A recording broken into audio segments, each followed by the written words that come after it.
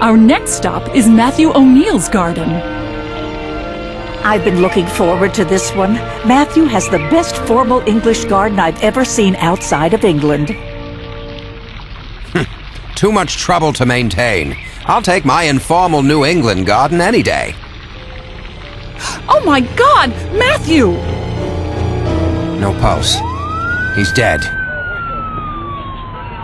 Okay, Doc, Mrs. F., let me get this straight. When the tour group came into the garden, you found Mr. O'Neill just as he is, dead in the middle of the garden with a rose in his hand. That's right, Sheriff. Any idea what he died from, Doc? I haven't the slightest idea. I better take a look around. Mrs. F., you want to stick around, make sure I don't miss anything? Certainly, if you think I can be of some help.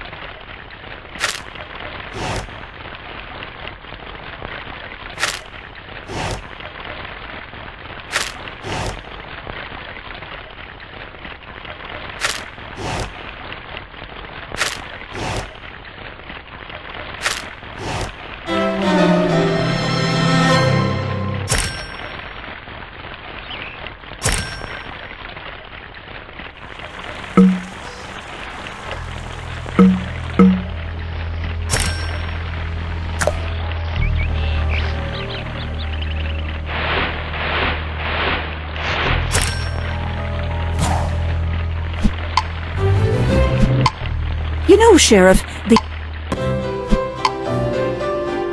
Emily is probably inside. Maybe we should have a look around before we knock.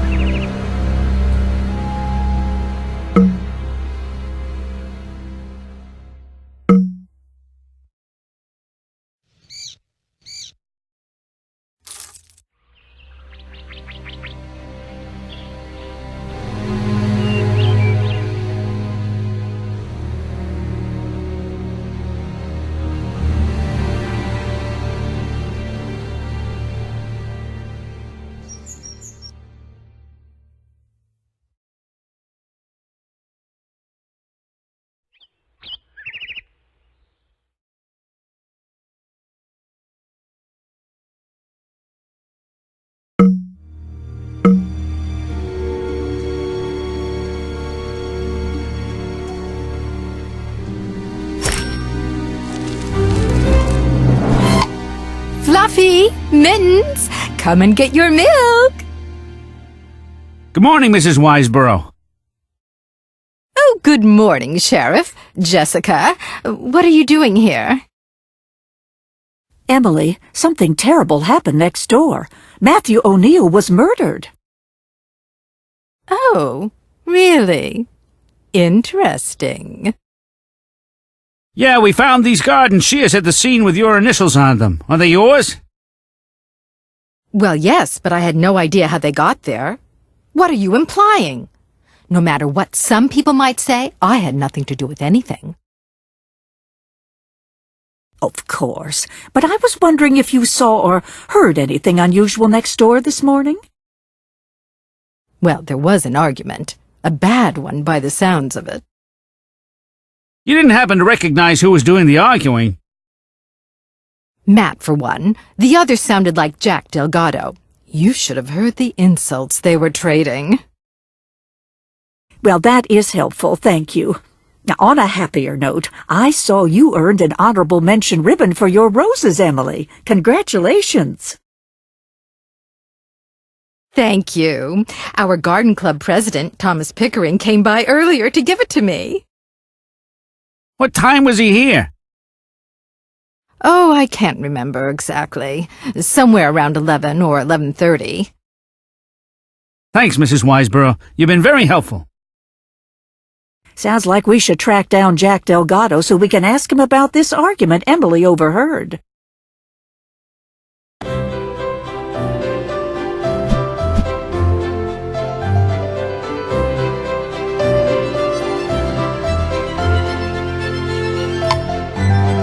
Hello, Jack. Hi, Mrs. Fletcher. Sheriff, what can I do for you? You can tell us what you were doing at Matthew O'Neill's house this morning. Why?